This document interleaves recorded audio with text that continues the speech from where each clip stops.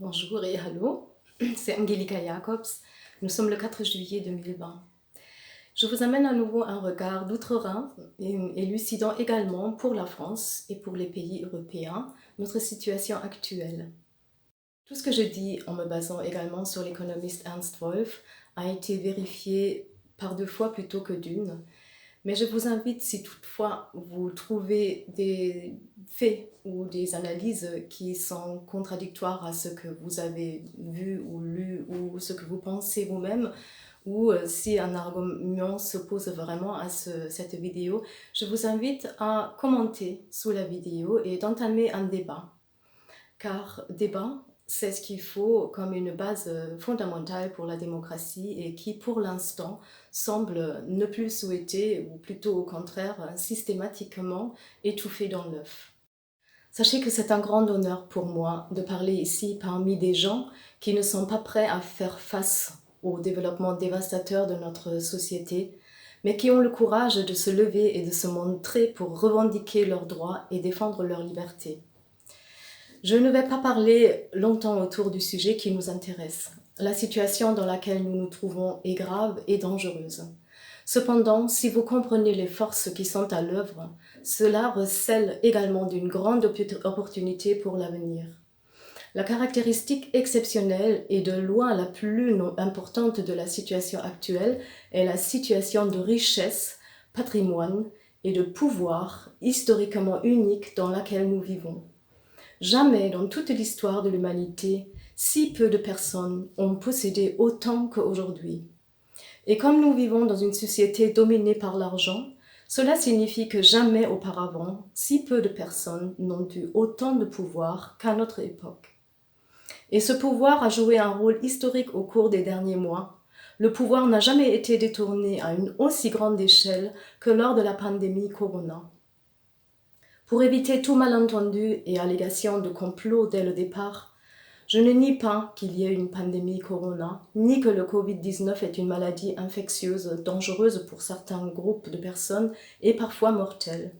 Mais je nie avec véhémence que les mesures prises à son encontre servent le bien-être et la protection de la population.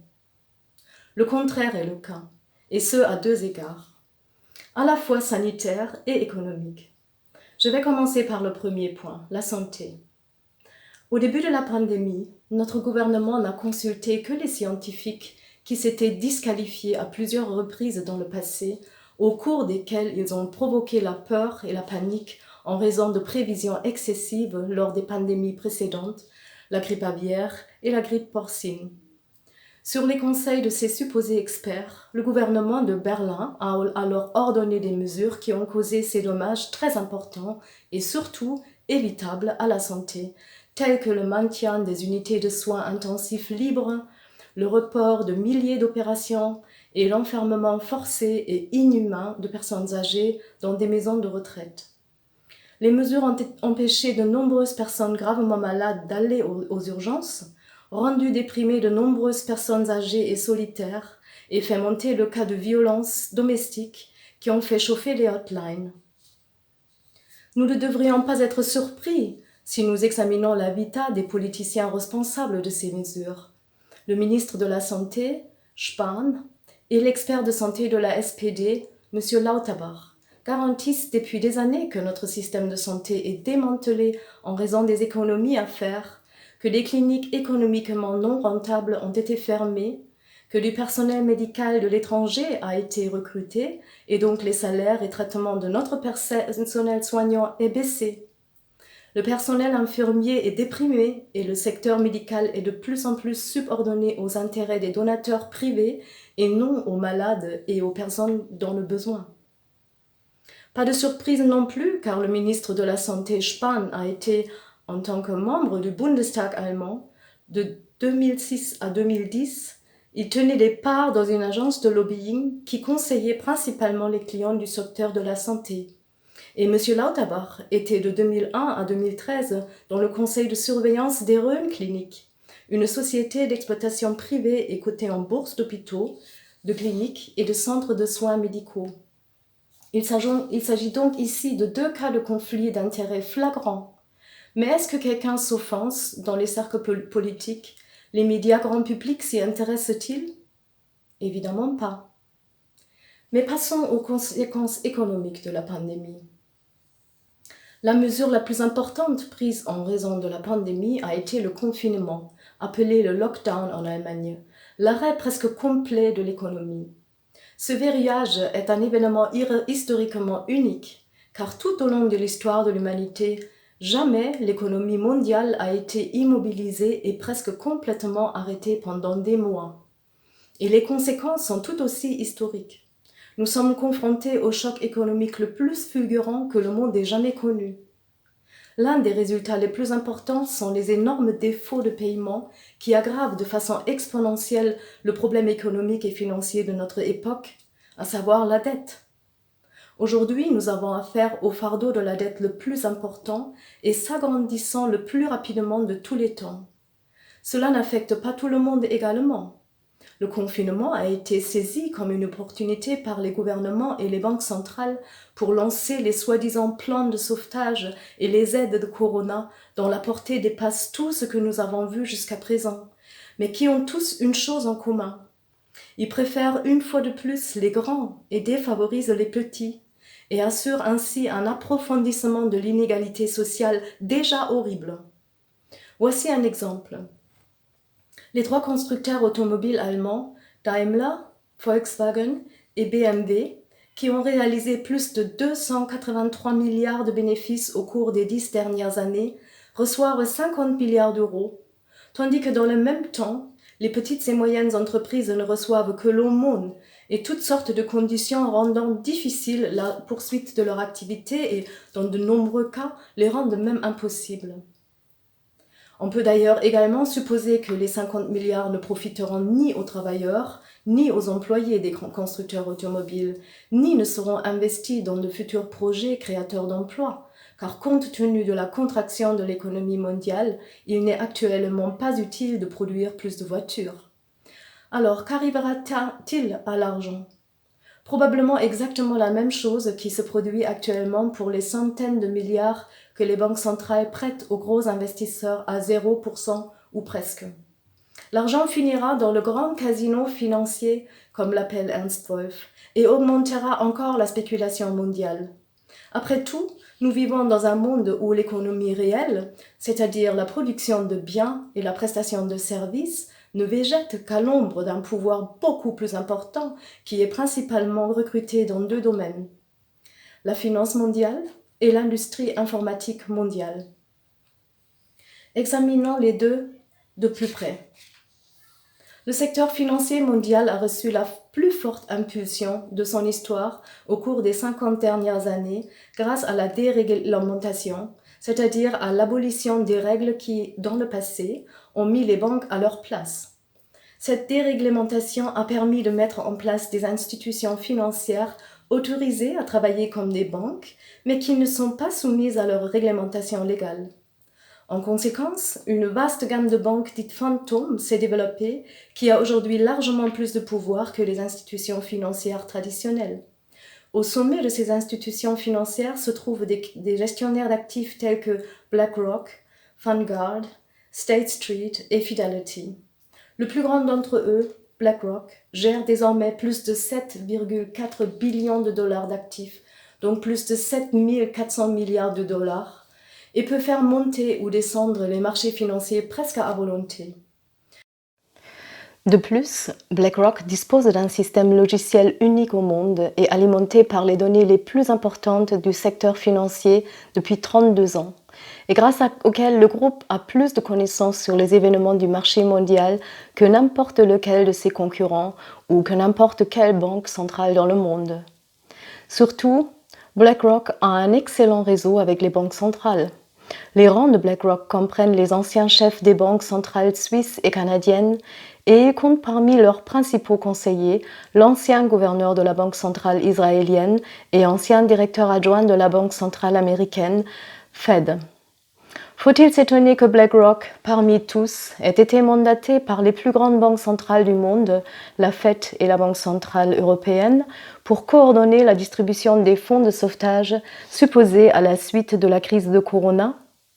Cette obligation est également susceptible de battre un record historique, car le monde n'a certainement jamais connu une invitation aussi importante au libre service. Mais toute l'étendue de la concentration du pouvoir et de la manipulation qui en résulte va encore plus loin. BlackRock, elle aussi, n'est qu'une partie d'un ensemble plus large qui a pris des contours de plus en plus clairs au cours des 20 dernières années et qui peut être qualifié, faisant allusion au complexe militaro-industriel, de complexe digitalo-financier. Alors que les pieuvres financières telles que BlackRock ont pu se développer grâce à la déréglementation du secteur financier au cours des 20 dernières années, des géants sont également apparus dans le secteur numérique au cours de la révolution des technologies de l'information, dont le pouvoir s'étend aujourd'hui bien au-delà du domaine de la technologie numérique.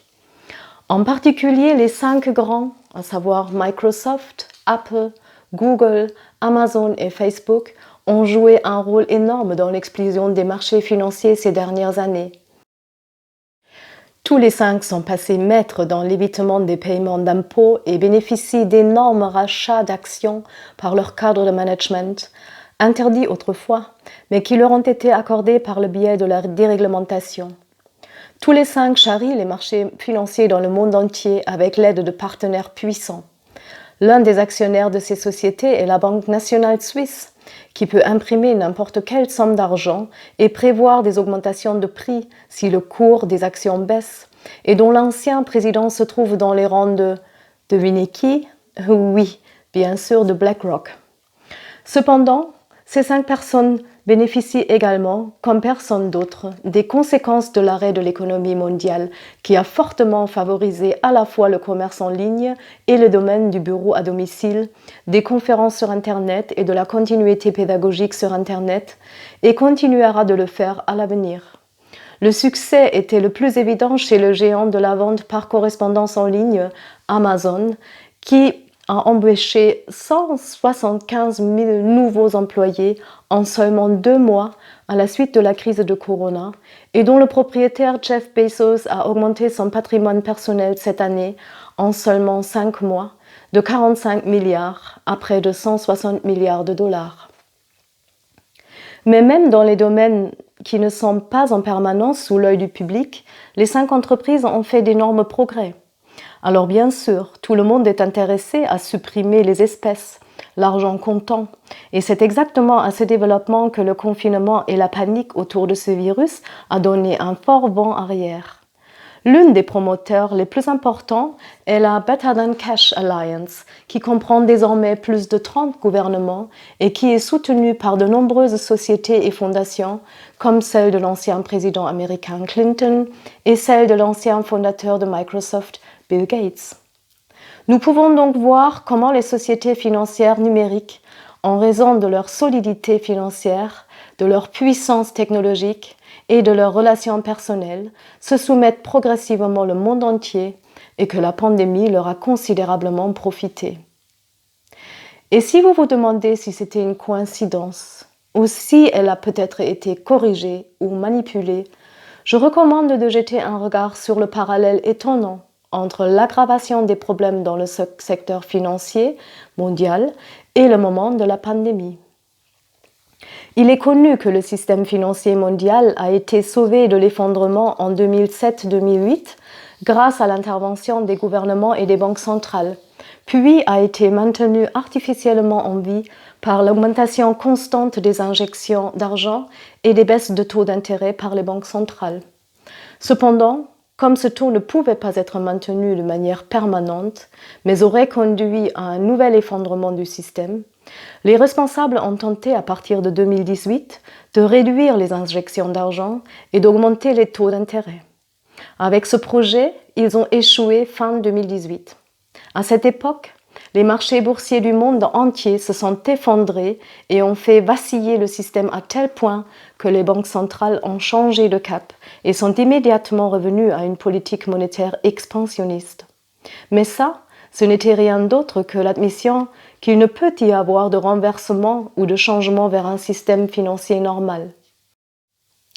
En septembre 2019, Il y a eu alors des troubles dans le système financier américain que la Banque centrale n'a pu contrôler qu'en réinjectant des centaines de milliards de dollars. Et lorsque la récession est également devenue perceptible, il est devenu de plus en plus clair au tournant de 2019-20 que le système ne pouvait plus être maintenu à l'aide de moyens conventionnels. Les premières nouvelles en provenance de Chine ont alors commencé à arriver en janvier 2020. En février, il est devenu clair que la pandémie se propagerait à d'autres pays. Les premiers grands événements en Europe, comme le Salon international de l'automobile de Genève, ont été annulés fin février. Néanmoins, le 28 février de cette année, le RKI, à savoir l'Institut Robert Koch, a classé le risque de pandémie de faible à modéré pour la population allemande. Mais ensuite, à la suite de l'effondrement du prix du pétrole, il y a eu un énorme crash boursier à partir du 9 mars, dans lequel les prix ont chuté plus rapidement que jamais. Le 17 mars, lorsque l'ampleur dévastatrice de cet accident est devenue claire, le RKI a tourné la barre, a évalué le risque pour la population tout à coup comme étant élevé et le 26 mars comme très élevé pour les groupes à risque.